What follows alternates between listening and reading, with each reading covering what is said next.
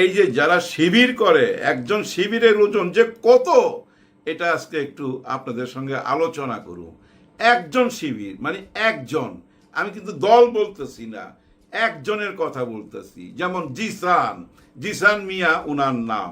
ওই জিসান একজন শিবির কতটা ওজনদারি সেটা আজকে আমরা বুঝতে পারবো। কেমনে বুঝতে পারবো? পার মিনিটে খরচ হয় 1,75,000 টাকা, যতটুকু শুনছি। তার মানে আপনি যদি জিসানকে নিয়ে এই সংসদে 5 মিনিট আলোচনা করেন, চলে গেল তো 7-8 লাখ টাকা। চিন্তা করছেন কতটা ওজন শিবিরের পোলাপান? ওইটা নিয়ে আলোচনা করুন। আসসালামু আলাইকুম। বেনজির ধরা খায়া গেল। সালাউদ্দিন সাহেব যখন সংসদে বলতেছিল বেনজিরকে গ্রেফতার করা হয়েছে দুবাইতে, তখন সরকারি পক্ষ, বিরোধী দল সবাই হাততালি দিতেছিল। হাততালি না তো, ওই টেবিল তালি, টেবিলের উপরে তালি মারতেছিল। দুই পক্ষেই খুশি হয়েছে, কিন্তু এই খুশিটা বেশিক্ষণ ধরে রাখতে পারে নাই, কারণ এরপরেই চলে গেছে অন্য একটা আলোচনায়, যে আলোচনায় আমরাও যাব। আলোচনায় যাওয়া উচিত। এর আগে এই আলোচনাটা আগে শেষ করি। এই যে যার কথা বলতেছিলাম, হিরো তো, বেনজির হিরো ভাই। হ্যাঁ ভাই, আয় হায়, যা মেয়ে পটাইতে পারতো। জানেন তো আমি সিনেমার অনেকের কাছে শুনছি, হ্যাঁ, পটায় পটায় শুনছি কেমন 2 হাতে টাকা উড়াইতো, 2 হাতে। এই যে ঝাড়বাতি আছে না, এরকম ঝাড়বাতি 10 লাখ 15 লাখ টাকা দামের ঝাড়বাতি উপহার দিত বান্ধবীদের। অনেক বান্ধবী ছিল, অনেকে কইরা কাইটা খাইছে ওনার উসিলায়। ভাই 2 হাতে টাকা উড়াইতো। কেন উড়াইতো? টাকা কামাইছে, প্রচুর কামাইছে। সরকার কিন্তু জানতো, আওয়ামী লীগ সরকার জানতো, শেখ হাসিনা জানতো। জানার পরও কিছু বলতে পারতো না। কেন? কারণ ওনার লাঠিয়াল তো, লাঠিয়াল বাহিনীর সর্দার বেনজির।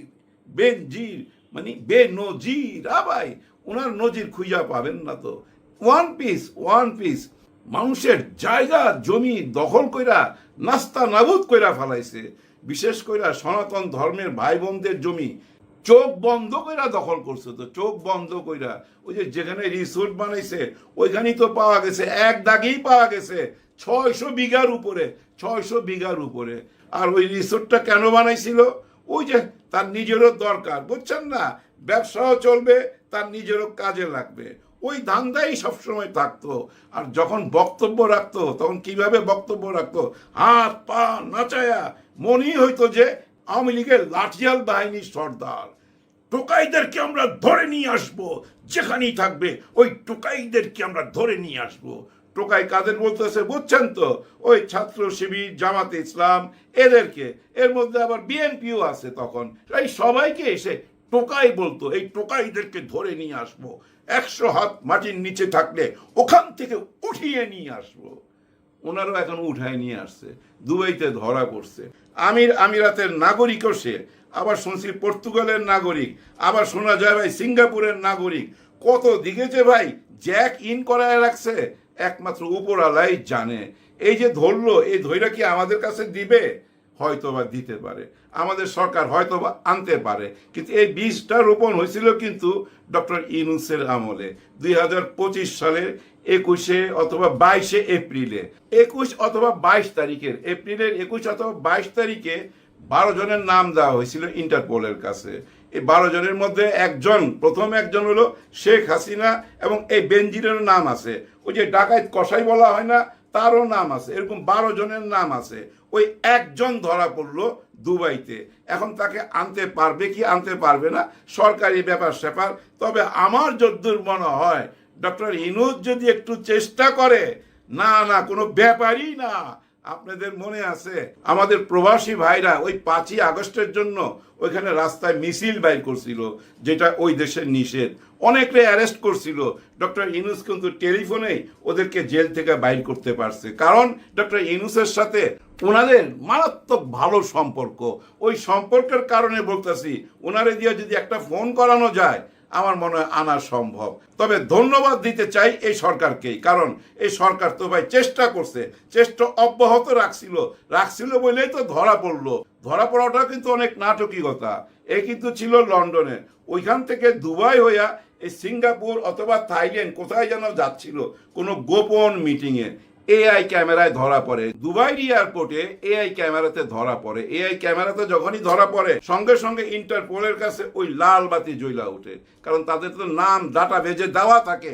ওই নাম দেওয়া আসিল বইলাই বেনজিরের নামটা ওইখানে লাল বাতি জ্বলতেছিল আর নিপতেছিল, তখনই ওইখানে তাকে অ্যারেস্ট করা হয় ওই দুবাই এয়ারপোর্টে।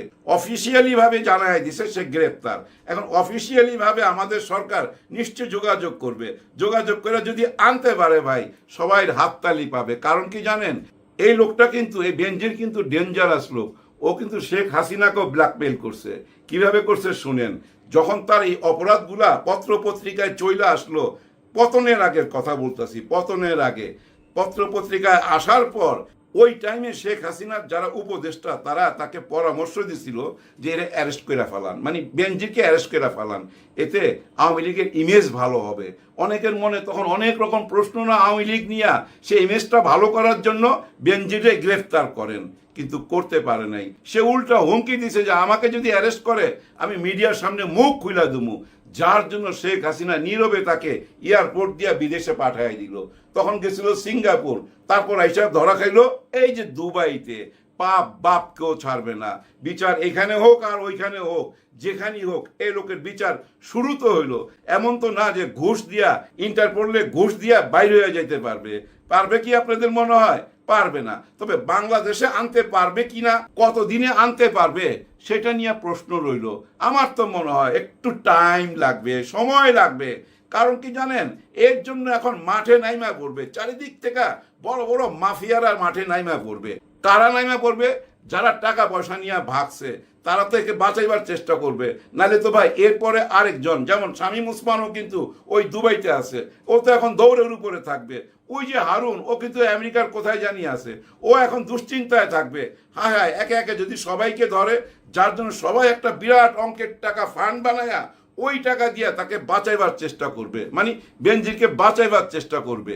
যাই হোক, সময় বইলা দিবে উপরওয়ালা কি লেখা রাখছে বেনজিরের কপালে, ওই অপেক্ষায় আমরা রইলাম।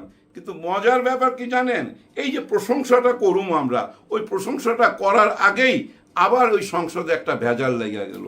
বিরাট বড় ভেজাল, তো অনেক বড় ঝগড়া বিবাদ লেগে গেল। কাকে নিয়া? জিসানকে নিয়া। ওর নাম জিসান মিয়া কিনা আমি জানি না, কিন্তু বারবার অনেকেই বলতেছে জিসান মিয়া, জিসান মিয়া। আমি জিসানই বলবো। ও ছাত্র শিবিরের সাথে যে জড়িত, আজকে সালাউদ্দিন সাহেবের বক্তব্যতে আরো কনফার্ম হইলাম। এতদিন ভাই ফটো কার্ডটার দেখতেছিলাম, অনেক রকম সন্দেহ ছিল, কিন্তু সংসদের দ্বারা যখন এই কথাগুলা বলতেছিল, কোন কথাগুলা জানেন? যে কথাগুলা শুনলে একটু সুরসুরি লাগবেই। হ্যাঁ ভাই, আপনার একটু সুরসুরি লাগবে। মনে হইতেছে কি জানেন, অনেকটা কেমন যেন চটি বইয়ের মতো। এই আলাপটা সংসদে বেমানান, আমার দৃষ্টিতে বেমানান ছিল।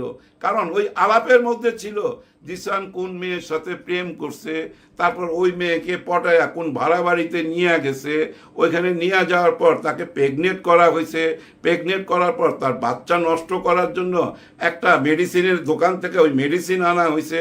ওই মেডিসিন খাওয়ার পর মেয়েটার রক্তপাত হচ্ছিল, রক্ত বন্ধ হইতেছে না, তারপর আবার যায় ওই মেডিসিন নিয়ে আসছে, ওই মেডিসিন খাওয়ার পর একটুখানি সুস্থ হয়েছে, তারপর ওই মেয়েটা বলছে এখন আমাকে বিয়ে করো, তারপর জিসান ভাইগা চলে গেছে। এরকম একটা বিরাট বড় কাহিনী। এই কাহিনী শুনে দাঁড়ায় গেল কে? আমাদের তাহের সাহেব, জামাতে ইসলামের পক্ষ থেকে তাহের সাহেব দাঁড়ায় গেল। মাননীয় স্পিকার বলতেছে আপনি বসেন বসেন, উনি কয় না বসুন না। উনি কেন এই বেহুদা আলাপটা এই সংসদে করলো, আবার একটা দলের দিকে ইঙ্গিত করলো, কারণ ছাত্র শিবিরের নাম নিছে। হায় হায়, ছাত্র শিবিরের দাম আছে ভাই। কত মানুষ যে কত আকাম কুকাম করতেছে, এই ফেসবুকে গেলেই দেখা যাবে। আপনারা কোর্ট কাছারিতে যান, দেখতে পাবেন, থানাগুলার খবর নেন, দেখতে পাবেন। প্রতিদিন চলতেছে কিন্তু ওই যে নারী ঘটিত ব্যাপার, সেই সব মজার ব্যাপার যেটা জিসান করছে, এরকম শত শত চলতেছে। কিন্তু ওইগুলা নিয়ে কি সংসদে আলোচনা হয়? হয় না। তারাও তো দল করে, যারা এগুলো করতেছে তারা তো কোনো না কোনো দলের সাথে জড়িত, কিন্তু সেই দল নিয়ে তো আলোচনা নাই। আলোচনা কাকে নিয়ে? ছাত্র শিবিরকে নিয়ে। জিসান ছাত্র শিবির করে, আর ছাত্র শিবির করে বলেই ওজনটা দেখছেন, একেবারে সংসদে তাকে নিয়ে আলোচনা, তার প্রেম কাহিনী নিয়ে আলোচনা। হায় হায় হায়, আমি তো মজা পাইছি, কারণ আমি মনে করি এটা একরকম পাবলিসিটি ছাত্র শিবিরের। ভাই, একজন মানুষের চরিত্র খারাপ হইতে পারে, ভুল পথে যাইতে পারে, ডাকাইতি করতে পারে, খুন করতে পারে, রাহাজানি করতে পারে, অনেক কিছু করতে পারে। দলের ভিতরে একজন মানুষ এরকম তো হইতেই পারে, যার জন্য তাকে বহিষ্কারও করা হয়েছে। কিন্তু মজার ব্যাপার হয়েছে, এখন তো আপনারা কেউ বিশ্বাস করাইতে পারতেছেন না। অনেকেই তো বলতেছে জিসানকে অপহরণ করা হয়েছিল। যখন দেখছে টোটাল সোশ্যাল মিডিয়ার জায়গা উঠছে, জিসানের খোঁজ খবর নিতেছে, তখন জিসানকে পাওয়া গেল লাকসামের কোথায় যেন একটি জায়গায়, একটি মাঠে অজ্ঞান অবস্থায়। তারপরে তাকে হাসপাতালে আনা হইলো। এখন শুনতেছি সে পুলিশের কাছে আছে। আর যে মেয়েটা এসব অপবাদ দিছে, মজার ব্যাপার কি জানেন? সে মেয়েটা দাবি করছে, লিখিত দাবি করছে, মে মাসের 20 তারিখে তাকে সেই কাজটা করা হয়েছে। মানে মে মাসের 20 তারিখে তার সাথে ওই কাজটা জোর কইরা করছে। এর আগে করছে কিনা সেটা বলে নাই। মে মাসের 20 তারিখ মনে রাখেন। 20 তারিখের পর 10 তারিখে সে বুঝা ফেলাইলো সে প্রেগনেন্ট। এখন 20 থেকে 10 পর্যন্ত আসতে 20 দিন মাত্র, তাই না? ওই মাসের 10 দিন, এই মাসের 10 দিন, এই 20 দিনে সে কেমনে বুঝলো? মেয়েরা তো মাসিক হওয়ার পর আরেকবার যখন মাসিক হবে তার 5-6 দিন পর বুঝবে সে আসলে প্রেগনেন্ট কি না। এই 20 দিনই কেন বুঝা ফেলাইলো? কেমনে বুঝা ফেলাইলো? তার মানে কি জানেন? চিত্রনাট্য ঠিক না। হ্যাঁ, যে গল্পটা বানাইছে আর যে চিত্রনাট্য লেখছে সেটা সুন্দর হয় নাই, গরমিল হয়ে গেছে। আর জামাত ইসলামের পক্ষ থেকে তাহের সাহেব এই কথাটাই সংসদে তুইলা ধরছে, যে আপনারা কি সেই গল্পের প্লটটাকে শক্ত করার জন্য সংসদে জিসানের ব্যাপারটা তুইলা ধরলেন? ওই যে পুলিশের গল্পটা আর সংসদের গল্পটা যেন সত্য মনে হয়, যার জন্য জিসানের গল্পটা সামনে নিয়ে আসলেন। তাহের সাহেব এই অভিযোগটা করছে। এইটা নিয়ে অনেকক্ষণ হট্টগোল চলছে। পুরা সংসদটা বা একটা নাট্যমঞ্চের মতো হয়ে গেছে। তো একজনকে দেখলাম, ওনার নামটা কি যেন মনে নাই, ওই যে পাকা দাড়িওয়ালা, উনি খুব মিষ্টি মিষ্টি কথা বলে, সুন্দর সুন্দর কথা বলে, মানুষকে হাসায়। হ্যাঁ ভাই, প্রচুর হাসায়। উনি আজকে নারীদের নিয়ে জানি কি বলতেছিল, যে ওনারা তো ঘাড় ফিরাইলে দেখতে পায়, আমরা দেখতে পাই না, ওনারা কই থেকে আসছে, কেমন ভাবে আসছে, একটা গল্প বললো, অনেক কিছু। এইটা নিয়ে ভাই মেয়েরা খেইপা গেছে, এবং জামাত ইসলাম ওরা খেইপা গেছে। ওইখানেও ভাই নারীদের নিয়ে এইসব কথাবার্তা চলে, মজা চলে। আরে ভাই, পার মিনিটে 1,75,000 টাকা যেখানে দেশের মানুষের খরচ হচ্ছে, এই টাকাটা তো আপনাদের কাছ থেকে যায় না, আমাদের কাছ থেকে যায়, ট্যাক্সের টাকায়। ওই টাকায় আপনারা ওইখানে মজা লুটতেছেন কেন? দেশের আইনের ব্যাপারে কোনো কথা বলতেছেন না কেন? 50 ভাগ ভোট নিয়ে এই যে ক্ষমতায় গেলেন, আর 70 ভাগ ভোট যে পাইলো হ্যাঁ না ভোট, ওই ব্যাপারে কোনো আলোচনা নাই। এবং বিরোধী দলরাও কিন্তু চুপচাপ। আমার মনে হয় কোনো গেম চলতেছে। তবে জামাতের আমির সাহেব ডাক্তার শফিকুর রহমান স্যার কথা দিয়েছিলেন, যতক্ষণ পর্যন্ত ওই গণভোটের অধিকার আদায় না হবে ততক্ষণ পর্যন্ত সংসদের ভিতরে এবং সংসদের বাইরে আন্দোলন চলবে। এরকম ঘোষণা তো বিরোধী দল থেকে দিছে। এনসিপি তো ওনাদের সঙ্গেই আছে। এই এনসিপি কে ভাঙার জন্য, জামাত ইসলাম থেকে দূরে সরাইবার জন্য অনেক চেষ্টা চলতেছে। এনসিপির ভাই বোনেরা, আপনারা এই ভুলটা কইরেন না। আপনাদের কানের কাছে বলা হবে তোমরা আলাদা হয়ে যাও। তোমরা যদি আলাদা হয়ে যাও তাহলে আমরা জুলাই স্বীকৃতি দিয়ে দেবো। এখন যদি তোমাদেরকে জুলাই স্বীকৃতি দিয়ে দেই, তার পুরো ক্রেডিট চলে যাবে জামাতের কাছে। তোমরা ভাই কিছুই পাবা না। তোমরা আলাদা আসো, তোমাদেরকে আমরা হিরো বানায় দেই। এরকম বুদ্ধি দিয়ে আলাদা করার চেষ্টা করবে। এই বেমানিটা কইরেন না। একসঙ্গে থাকেন। দেশের মানুষের বাইরে সরকার কি যাইতে পারে? যাইতে পারে না। দেশের মানুষের মনের বিরুদ্ধে চলে গেলে কি হয় সে ইতিহাস তো 2024-এ দেখছেনি, 5ই আগস্টে। সেই ইতিহাস কেউ ভুলবে না। তরতাজা ইতিহাস তো। অতীতের যে আমাদের 71-এর যুদ্ধ হয়েছে, ওই টাইমে তো সোশ্যাল মিডিয়া ছিল না, সবার হাতে হাতে ক্যামেরা ছিল না, তাইলে অনেক প্রমাণ থাইকা যেত। কিন্তু বর্তমান, এই যে বর্তমান যুগের এই 24-এর সমস্ত ইতিহাস মানুষের হাতে হাতে, ঘরে ঘরে, এই ইতিহাস আপনারা মুছতে পারবেন না। সবার জন্য সবাই দোয়া করবেন। এবং সমাজদারকে নিয়ে ইশারায় কাফি, কি ইশারা দিতেছি বুঝা নিয়েন, জুলাইয়ের গণ অভ্যুত্থানের স্বীকৃতি, তারপরেই তো শান্তি। সবার জন্য সবাই দোয়া রইল। আল্লাহ হাফেজ।